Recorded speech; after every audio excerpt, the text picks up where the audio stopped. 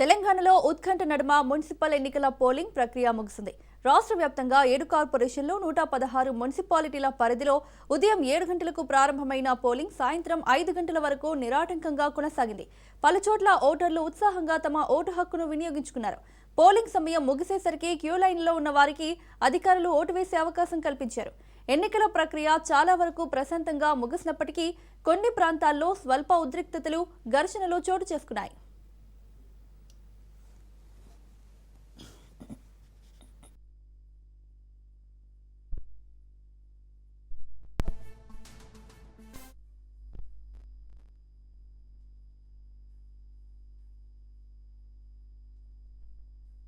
Karimnagar corporation ఎన్నికల్లో తీవ్ర ఉద్రిక్తతలు చోటు చేసుకున్నాయి. నగరంలోని 58వ డివిజన్లో బీఆర్ఎస్, బీజేపీ కార్యకర్తల మధ్య తీవ్ర వాగ్వాదం జరిగి ఘర్షణకు దారితీసింది.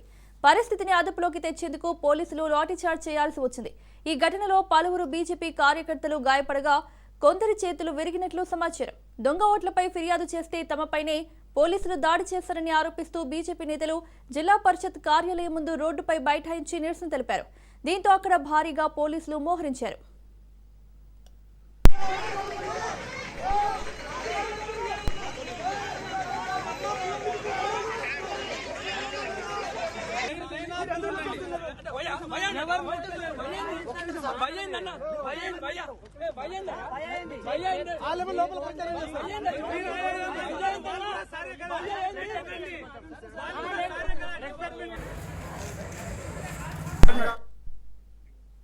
కరీంనగర్లోని 34వ డివిజన్ హుసేనిపుర ప్రాంతంలో దొంగ ఓట్ల వ్యవహారం కలకలం రేపింది. ఓ పాఠశాలలో ఏర్పాటు చేసిన పోలింగ్ కేంద్రంలో అక్రమంగా ఓట్లు వేస్తున్న 2 యువకులను స్థానికులు పట్టుకున్నారు. వారి వద్ద నకిలీ ఆధార్ కార్డులను గుర్తించి పోలీసులకు అప్పగించారు. ఈ ఘటనపై ఎంఐఎం అభ్యర్థి తీవ్ర అభ్యంతరం వ్యక్తం చేస్తూ ఆ బూత్లో రీపోలింగ్ నిర్వహించాలని డిమాండ్ చేశారు.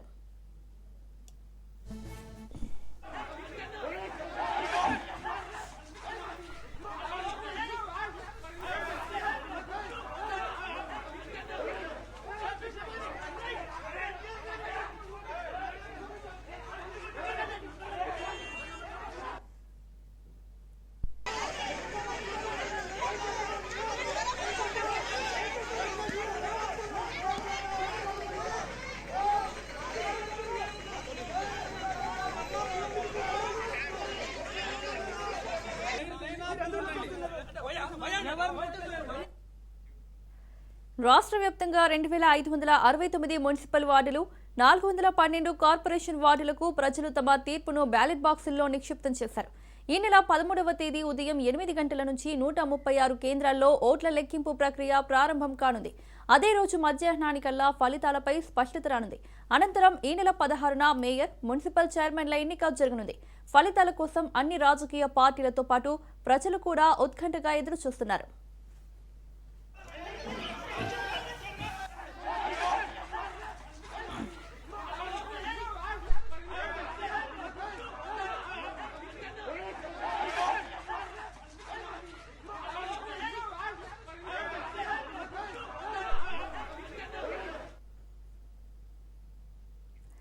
జగ్గారెడ్డి తీరుపై స్టేట్ ఎలక్షన్ కమిషన్ సీరియస్ అయింది.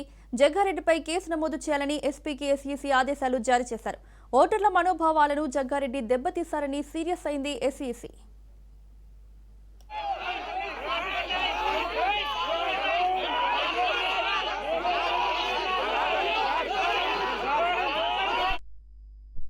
సంగారెడ్డి 34వ వార్డులో ఉద్రిక్తత చోటు చేసుకుంది. 34వ వార్డు కాంగ్రెస్ అభ్యర్థి గల్లా పట్టారని జగ్గారెడ్డి ఆగ్రహం వ్యక్తం చేశారు.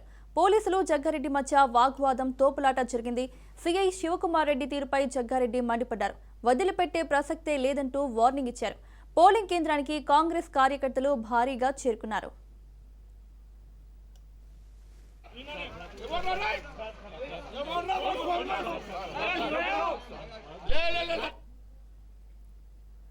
మున్సిపల్ ఎన్నికల్లో అధికార కాంగ్రెస్ పార్టీ ఎన్ని అరాచకాలు చేసినా వీరోచితంగా పోరాడామని బీఆర్ఎస్ వర్కింగ్ ప్రెసిడెంట్ కేటీఆర్ అన్నారు. ఎన్నికల్లో పోరాడిన గులాబీ సైనికులందరికీ పేరు పేరున ట్విట్టర్ వేదికగా హృదయపూర్వక అభినందనలు తెలిపారు. ఆదిలాబాద్ నుంచి ఆలంపూర్ వరకు పురపాలక సమరంలో పార్టీ అభ్యర్థులు కనబరిచిన పోరాట స్ఫూర్తి బీఆర్ఎస్ కు కొండంత బలాన్నిచ్చిందని అన్నారు. 2 ఏళ్ల పాలనలో ఘోరమైన పరిపాలనా వైఫల్యాలను మూటగట్టుకున్న కాంగ్రెస్ నాయకులు ఓటమి భయంతోనే ఈ ఎన్నికల్లో దాడులు దౌర్జన్య కాండకు దిగారని కేటీఆర్ ఆరోపించారు. ప్రజలకిచ్చిన హామీలను పరిపాలనను గాలికి వదిలేసి రాష్ట్రాన్ని సంక్షోభంలోకి నెట్టిన పాపం రేవంత్ రెడ్డిని వెంటాడుతుందని కేటీఆర్ దుయ్యబట్టారు.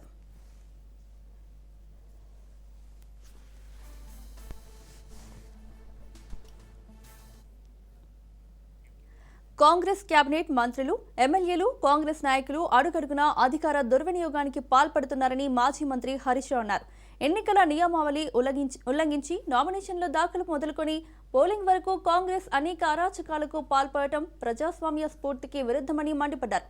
పార్టీ అభ్యర్థులను బెదిరించడమే కాక వారిపై భౌతిక దాడులకు తెగపడటం హీనమైన రాజకీయ సంస్కృతికి నిదర్శనమని హరీష్ రావు అన్నారు.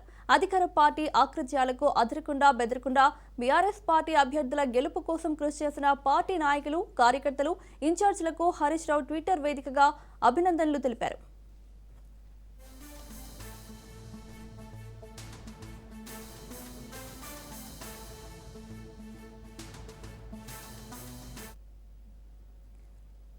మహాదేవప్పది ముమ్మాటికి ప్రభుత్వ హత్యేనని అన్నారు తెలంగాణ బీజేపీ చీఫ్ రామచంద్రరావు. కాంగ్రెస్ వేధింపులతోనే మహాదేవప్ప ఆత్మహత్య చేసుకున్నారని విమర్శించారు. కాంగ్రెస్ బెదిరింపు రాజకీయాలకు పాల్పడుతోందని మండిపడ్డారు. జరిగేటువంటి సంఘటన కాంగ్రెస్ పార్టీ తన ఒక ఆధిపత్యాన్ని తన ఓడిపోతున్న భయంతో అధికార దుర్వినియోగం చేసి తన ఆధిపత్యాన్ని నిలబెట్టే ప్రయత్నం చేస్తూ ఉంది. ప్రచార సమయంలో కూడా అనేక అరాచకాలు, మంచిర్యాలలో మా క్యాండిడేట్స్ ఇళ్ల మీద రాళ్లు వేయటము, అటాకులు చేయటము, భారతీయ జనతా పార్టీ కార్యకర్తలను బెదిరించి మీ ఇంట్లో గాంజా పెట్టి గాంజా కేసు పెట్టడమని ఇటువంటి ఒక బెదిరింపులతో చాలా మందిని వేధించారు. ఎక్కడెక్కడైతే కాంగ్రెస్ ఎమ్మెల్యేలు ఉన్నారో పోలీసులు కూడా వాళ్ళ ఒక మాటలు, వాళ్ళ ఒక సంబంధించినటువంటి ఒక డైరెక్షన్స్ మీదనే పనిచేశారు, నిర్దేశం మీదనే పనిచేశారు. తెలంగాణలో ఒక బీభత్సాన్ని కాంగ్రెస్ పార్టీ ఎక్కడ మా రాజకీయ పట్టు కోల్పోతున్న భయంతో ఈ అన్ని అరాచకాలు చేయడం జరిగింది. ఇవాళ కూడా అనేక పోలింగ్ స్టేషన్స్లో కూడా భారతీయ జనతా పార్టీ కార్యకర్తల మీద దాడి చేశారు, ఎల్లగొట్టే ప్రయత్నం చేశారు. అయినప్పుడు కూడా మా కార్యకర్తలు ఎక్కడ కూడా కదలలేదు, అక్కడే ఉన్నారు, పోరాడారు. పోలీసులకు మేము ఫిర్యాదు చేసినాము, స్టేట్ ఎలక్షన్ కమిషన్ కూడా మేము ఫిర్యాదు చేశాము. ఈరోజు డబ్బుతో, అధికార బలంతో, అధికార మదంతో గెలవాలని చెప్పి ఏదైతే కాంగ్రెస్ ప్రయత్నం చేస్తుందో తెలంగాణ ప్రజలు ప్రజాస్వామ్యాన్ని గౌరవిస్తారని చెప్పి నేను భావిస్తా ఉన్నాను. ఇంత పెద్ద ఎత్తున అధికార దుర్వినియోగం ఎవరు చేయలేదు. పోలీసులు ఒకవైపు ఒకవైపు ధనాన్ని అయితే ఇంకోవైపు అధికారులని, మరి ఇంత పెద్ద ఈ యొక్క అధికార దుర్వినియోగం చేయడం అవసరం ఏముంది? ఇందిరాగాంధీకి అలవాటు ఉండే అధికార దుర్వినియోగం కోర్టు కూడా చెప్పింది, అధికార దుర్వినియోగం చేసినందుకు ఆమెను డిస్క్వాలిఫై చేసింది. వీళ్ళు అదే కొవ్వుకు చెందిన వాళ్లే కాబట్టి వీళ్ళు కూడా ఈరోజు అధికార దుర్వినియోగం చేస్తూ ఉన్నారు. మరి నిన్న మక్తల్లో జరిగే బీజేపీ అభ్యర్థి ఎరుకలి కిష్టప్ప ఆత్మహత్య చాలా బాధాకరమన్నారు కేంద్ర మంత్రి కిషన్ రెడ్డి. మక్తల్లో ఎరుకల మహదేవప్ప కుటుంబాన్ని కేంద్ర మంత్రి కిషన్ రెడ్డి పరామర్శించారు. మహదేవప్ప ఆత్మహత్య ఘటన తీవ్రంగా కలచివేసిందన్నారు. మక్తల్ మున్సిపాలిటీలో 6వ వార్డు నుంచి బీజేపీ కౌన్సిలర్ అభ్యర్థిగా పోటీ చేస్తున్న గిరిజన బిడ్డ మహదేవప్ప కాంగ్రెస్ వేధింపులతోనే ఆత్మహత్య చేసుకున్నారని విమర్శించారు. గత కొన్ని రోజులుగా తెలంగాణ వ్యాప్తంగా అధికార కాంగ్రెస్ పార్టీ బెదిరింపు రాజకీయాలకు పాల్పడుతున్నారని, ఇదే రకమైన ధోరణిని అనుసరిస్తోందన్నారు.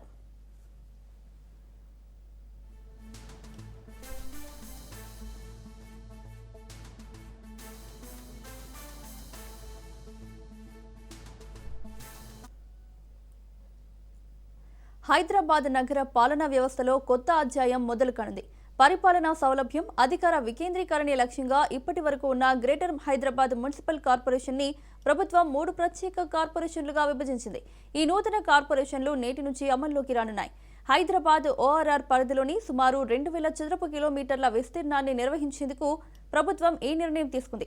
జీహెచ్ఎంసీ చట్టం 1955 సెక్షన్ 3(1) ప్రకారం ప్రస్తుతం ఉన్న వ్యవస్థను జీహెచ్ఎంసీ, సీఎంసీ, ఎంఎంసీలుగా ఏర్పాటు చేస్తూ గెజిట్ విడుదల చేసింది. నేటి నుంచే ఈ 3 సంస్థలు వేరువేరుగా తమ కార్యకలాపాలను ప్రారంభించబోతున్నాయని అధికారులు తెలిపారు.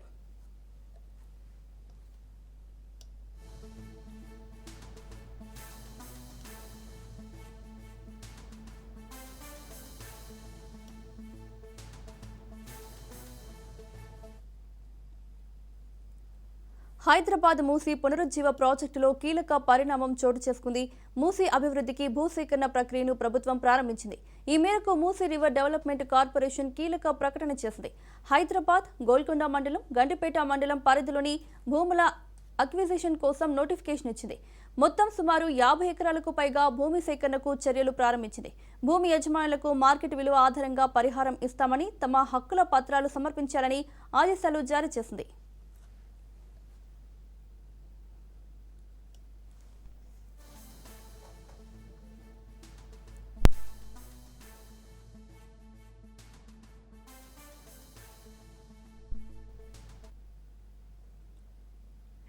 ఏపీ అసెంబ్లీ బడ్జెట్ సమావేశాలు ప్రారంభమయ్యాయి. తొలి రోజు ఉభయ సభలను ఉద్దేశించి గవర్నర్ అబ్దుల్ నజీర్ ప్రసంగించారు. సభ ప్రారంభం కాగానే వైసీపీ ఎమ్మెల్యేలు ఆందోళనకు దిగారు. ప్రభుత్వానికి వ్యతిరేకంగా నినాదాలు చేస్తూ వాకౌట్ చేశారు. వైసీపీ గవర్నర్ ప్రసంగాన్ని బాయ్కట్ చేసింది.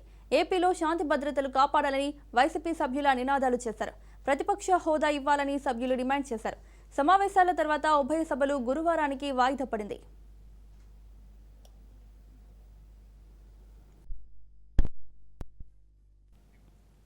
గడిచిన 19 నెలలుగా తమ ప్రభుత్వం పునరుద్ధరణ నుంచి ప్రగతి వైపు పయనిస్తోందన్నారు గవర్నర్. అమలు చేసిన సూపర్ 6 ఇతర సంక్షేమ పథకాలను ప్రభుత్వం అమలు చేస్తుందన్నారు. ముఖ్యంగా అభివృద్ధి కార్యక్రమాలను మళ్లీ ప్రారంభించడంపై దృష్టి సారించినట్లు చెప్పుకొచ్చారు. సంపద సృష్టించే ప్రగతి చక్రాన్ని నిర్మించేందుకు 10 సూత్రాలను లక్ష్యంగా పెట్టుకున్నామన్నారు.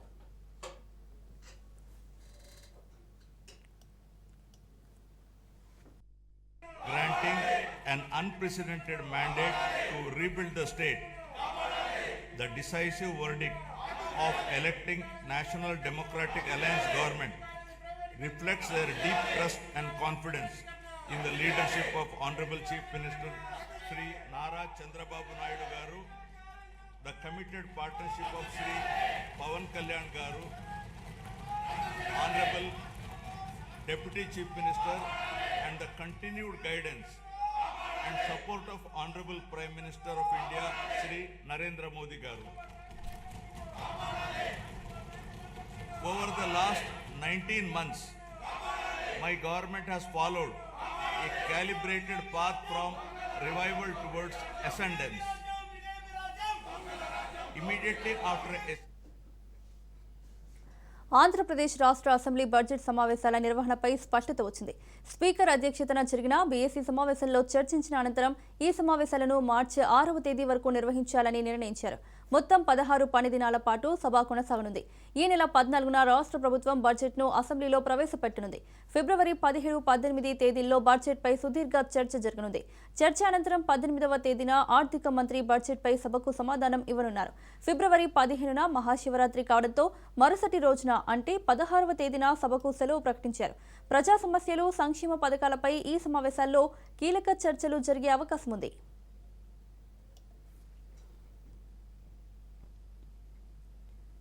ఏపీ అసెంబ్లీలో వైసీపీ ఎమ్మెల్యేలు నిరసనకు దిగారు. ఏపీలో శాంతి భద్రతలు కాపాడాలని ప్రభుత్వానికి వ్యతిరేకంగా నినాదాలు చేశారు. వైసీపీకి ప్రధాన ప్రతిపక్ష హోదా ఇవ్వాలని వైసీపీ డిమాండ్ చేశారు. సభ్యుల హక్కులను కాపాడాలని నినాదాలు చేశారు. నిరుద్యోగ భృతి ఇవ్వడంతో పాటు మెడికల్ కాలేజీల ప్రైవేటీకరణను రద్దు చేయాలన్నారు. ఈ నేపథ్యంలో ప్రభుత్వ తీరును నిరసిస్తూ వైసీపీ సభ్యులు వాకౌట్ చేసి బయటకు వెళ్లిపోయారు. అసెంబ్లీ ముందు వైఎస్ జగన్ సహా వైసీపీ ఎమ్మెల్యేలు, ఎమ్మెల్సీలు నిరసన తెలిపారు.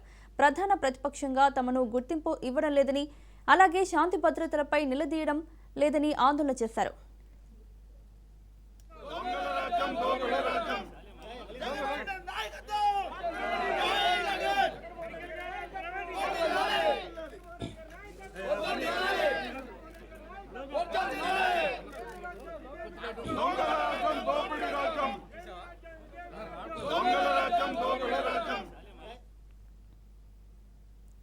సీఎం చంద్రబాబు అధ్యక్షతన కేబినెట్ భేటీ జరిగింది.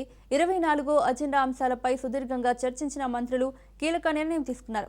అజెండా అంశాలన్నింటికీ ఆమోదం తెలిపారు. నంద్యాల జిల్లాలో నిర్మించనున్న 250 మెగావాట్ల సౌర విద్యుత్ ప్రాజెక్టు కోసం 1500 ఎకరాల భూమిని ఎన్ఆర్ఈడీసీ ఏపీకి కేటాయిస్తూ ఆమోదం తెలిపారు. ఇందుకు ఆ సంస్థ ప్రతి ఏడాది 31,000 చెల్లించే ప్రతిపాదనకు ఆమోదం తెలిపారు. అలాగే ఏలూరు జిల్లా అగిరిపల్లి మండలం తోటపల్లిలో కంప్రెస్డ్ బయోగ్యాస్ ప్లాంట్ కోసం ఎన్ఆర్ఈడీసీ ఏపీకి 45.60 ఎకరాల ప్రభుత్వ భూమిని కేటాయింపునకు గ్రీన్ సిగ్నల్ ఇచ్చారు. నీటిపారుదల శాఖలో 7,189 నిర్వహణ పనులకు పరిపాలనా అనుమతులు ఇస్తూ కేబినెట్ నిర్ణయించింది.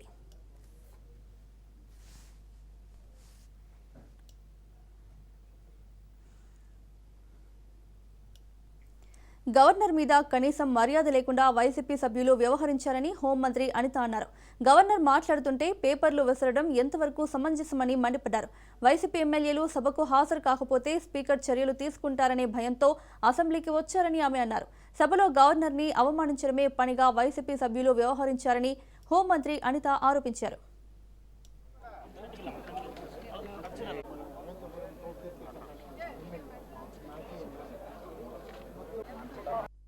ఏమైనా అర్థమైందా ఎందుకు వచ్చాడు ఎందుకు వెళ్ళిపోయాడు అన్న సంగతి? అంటే యాక్చువల్గా నాకు అర్థమైంది ఏంటంటే మా స్పీకర్ గారు కొంచెం స్ట్రిక్ట్గా ఉన్నారు. 3 months అంటే ఇంత పీరియడ్ లోపు కనుక వాళ్ళు అటెండెన్స్ తీసుకోకపోతే వాళ్ళ సభ్యత్వం రద్దు అవుతుంది అన్న ఒక కాన్సెప్ట్ అయితే ఒక నడుస్తుంది. దాన్ని నిలబెట్టుకోవడానికి ఈరోజు అయితే షో ఆఫ్ చేయడానికి అసెంబ్లీకి వచ్చారు. ఒక 15 నిమిషాలు మినిమం గౌరవం లేకుండా. నేనేమంటానంటే గవర్నర్ గారు అనేసరికి అల్టిమేట్ మనం గౌరవం ఇవ్వాల్సిన బాధ్యత లెజిస్లేటర్స్గా మన మీద ఉంది. ఎంటైర్ రాష్ట్ర ప్రభుత్వ ప్రజలు కూడా గవర్నర్ గారికి ఆ టైప్ ఆఫ్ గౌరవం ఇస్తారు. కానీ గవర్నర్ గారి దగ్గరికి ఏదైనా చిన్నది ఎక్కడైనా అన్యాయం జరిగితే మేము గవర్నర్ గారిని వెళ్ళి కలుస్తామని చెప్తున్న ఈ పెద్ద మనుషులు, గవర్నర్ గారి దగ్గరికి వెళ్ళి మా సమస్యని విన్నవించుకుంటున్నామని ఈ పెద్ద మనుషులు అదే గవర్నర్ గారు అసెంబ్లీలో నుంచొని ప్రసంగిస్తుంటే రాక వీరు అసెంబ్లీకి వచ్చి అదే గవర్నర్ గారి మీద కాగితాలు ఇసిరి ఆయన అవమానించేటట్టుగా మాట్లాడడం బిహేవ్ చేయడం అన్నది ఎంతవరకు సమంజసం అన్నది నేను సూటిగా ప్రశ్న. మాజీ సీఎం జగన్ను అసెంబ్లీ వద్ద ఎమ్మెల్సీ దువ్వాడ శ్రీనివాస్ కలిశారు. దువ్వాడ శ్రీనివాస్ను గతంలో పార్టీ నుంచి వైసీపీ సస్పెండ్ చేసింది. జగన్తో మాట్లాడిన సందర్భంగా దువ్వాడ శ్రీనివాస్ తనకు రాజకీయంగా ఎదురవుతున్న ఇబ్బందులను జగన్కు వివరించినట్లు సమాచారం.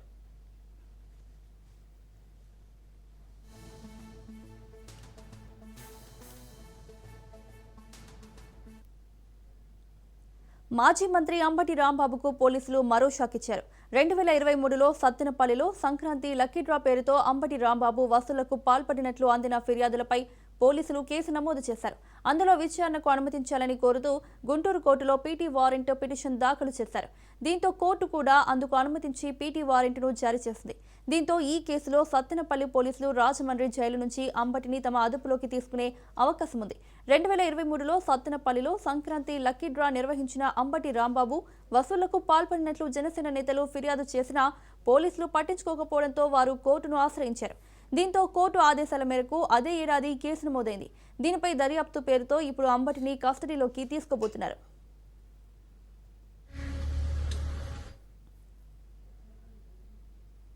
తెలంగాణలో పలువురు ఐఏఎస్ల బదిలీ అయ్యారు. 10 మంది ఐఏఎస్లను బదిలీ చేస్తూ సిఎస్ రామకృష్ణారావు ఉత్తర్వులు జారీ చేశారు. ఎస్సీ అభివృద్ధి శాఖ కార్యదర్శి నుంచి సింగరేణి చైర్మన్ అండ్ మేనేజింగ్ డైరెక్టర్గా జ్యోతి బుద్ధ ప్రకాష్ నియమితులయ్యారు.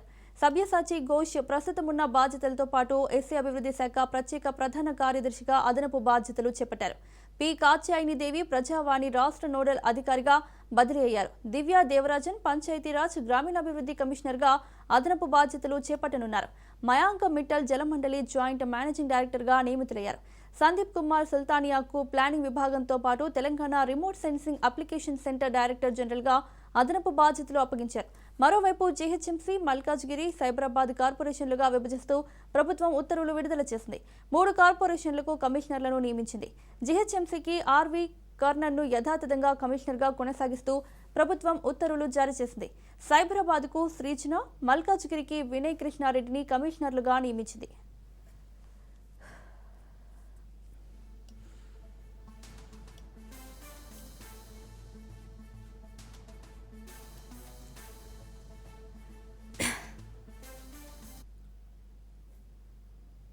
ఎన్నికల కమిషన్ నోటీసులపై జగ్గారెడ్డి స్పందించారు.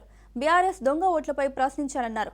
ఒక వార్డులో 300కి పైగా దొంగ ఓట్లు ఉన్నాయని, దొంగ ఓట్లను ఈసీ ఎందుకు తొలగించలేదన్నారు. దొంగ ఓట్లు తొలగించకుండా మాపైనే కేసులు పెడుతున్నారన్నారు జగ్గారెడ్డి. దొంగ ఓట్లను తొలగించడంలో ఈసీ విఫలమైందన్నారు.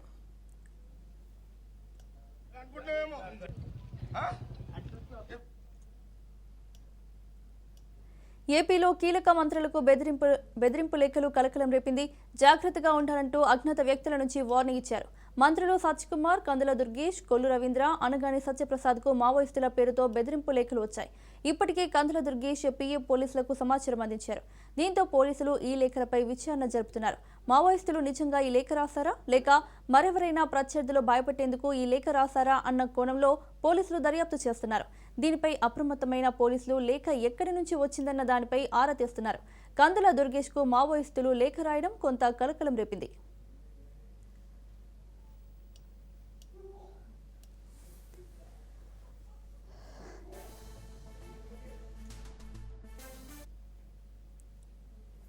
సూర్యాపేట జిల్లా కోదాడలో యూరియా కోసం అన్నదాత సెల్ టవర్ ఎక్కాడు. ప్రభుత్వం ఏర్పాటు చేసిన యూరియా యాప్తో ఉపయోగం లేదని ఆవేదన వ్యక్తం చేశాడు.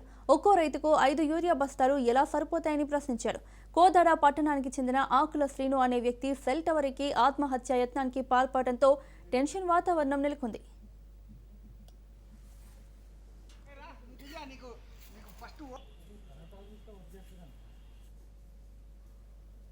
నాకు ఏరియా కట్ల కొని తిరిగి చికాకు పుట్టింది.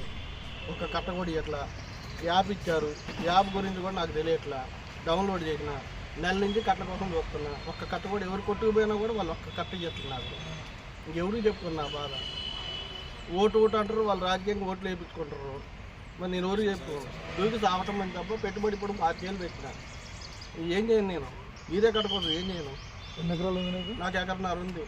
సామాన్యం నాకు పట్టా కూడా కాల భూమి. ఎవరు చెప్పాను నేను ఈ రాజకీయాలంతా వేస్ట్. ఏరియా కట్టలో ఒక 5 ఏమంటాను, ఏమొద్దు నాకు.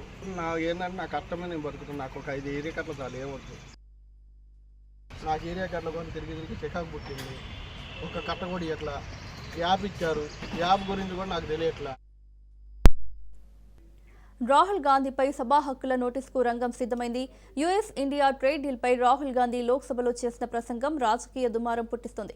ఇండియాను అమెరికాకు అమ్మేశారని, భారత మాతను అగ్రరాజ్యం ముందు మోకరిల్ల చేశారని ప్రధానమంత్రి నరేంద్ర మోదీపై రాహుల్ గాంధీ విరుచుకుపడ్డారు. ఎప్స్టీన్ ఫైల్స్లో అనిల్ అంబానీ, హర్దీప్ సింగ్ పూరి, ప్రధానమంత్రి నరేంద్ర మోదీ పేర్లు ఉన్నాయని, తప్పులు కనబడకుండా ఉండేందుకే అమెరికా ట్రేడ్ డీల్కు లొంగిపోయి భారత హక్కులను తాకట్టు పెట్టారని విమర్శించారు. భారత డేటాను అమెరికాకు అమ్మేశారని, ట్రేడ్ డీల్లో మన వస్తువులపై అమెరికా పన్నులు విధిస్తుందని, అదే అమెరికా వస్తువులు మాత్రం ఇండియాలోకి వస్తే పన్నులు ఎందుకు ఉండవని రాహుల్ ప్రశ్నించారు. బంగ్లాదేశ్ జీరో ట్యాక్స్తో అమెరికా డీల్ కుదుర్చుకుంటే భారత్కు 18% ఎందుకు ట్యాక్స్లు అని క్వశ్చన్ చేశారు. ఇండియా చరిత్రలో భవిష్యత్తులో ప్రధానమంత్రి మోదీ అంత బలహీనమైన ప్రధాని మరొకరు ఉండరని రాహుల్ మండిపడ్డారు. దేశ ప్రయోజనాలను తాకట్టు పెట్టిన మోదీ భారతీయులకు క్షమాపణలు చెప్పాలని రాహుల్ డిమాండ్ చేశారు. जुजित्सु में ग्रिप दिखती है, राजनीति में ग्रिप चोक नहीं दिखता. At the center of our defense budget is a choke applied by Mr. Adani.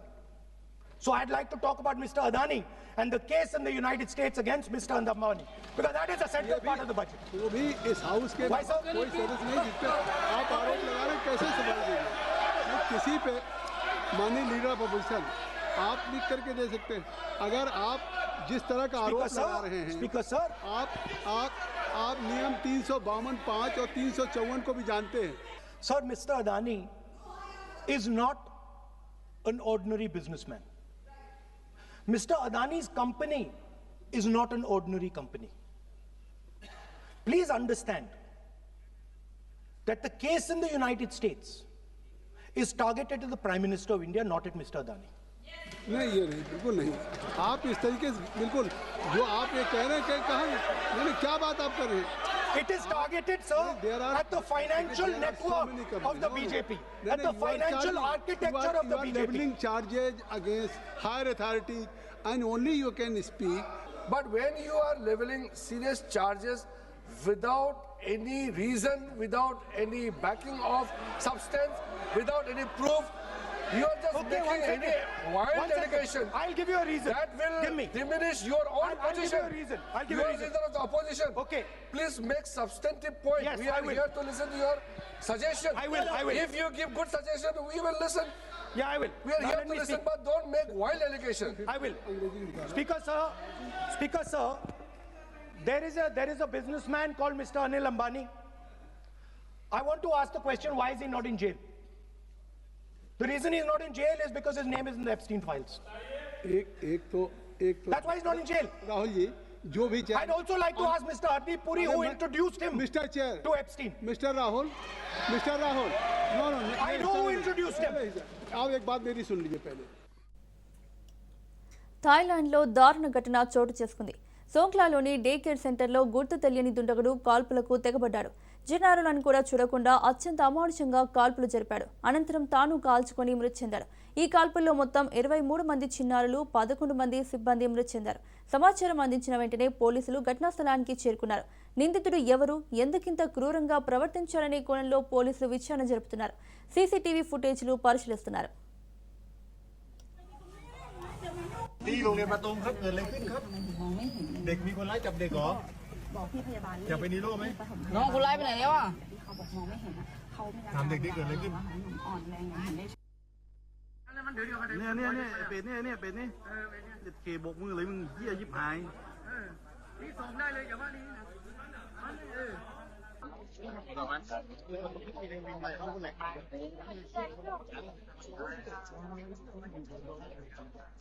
就在东西这块的人在上班了。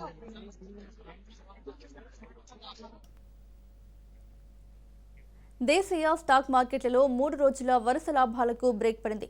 ట్రేడింగ్లో సూచీలు రోజంతా లాభనష్టాల మధ్య ఊగిసలాడి చివరికి ఫ్లాట్గా ముగిశాయి. కీలకమైన ద్రవ్యోల్బణ గణాంకాలు వెలువడనున్న నేపథ్యంలో ఇన్వెస్టర్లు అప్రమత్తంగా వ్యవహరించడంతో మార్కెట్లో మిశ్రమ ధోరణి కనిపించింది. ట్రేడింగ్ ముగిసే సమయానికి సెన్సెక్స్ 40 పాయింట్ల స్వల్ప నష్టంతో 84,233 వద్ద స్థిరపడింది. అయితే నిఫ్టీ 18 పాయింట్లు లాభపడి 25,953 వద్ద ముగిసింది.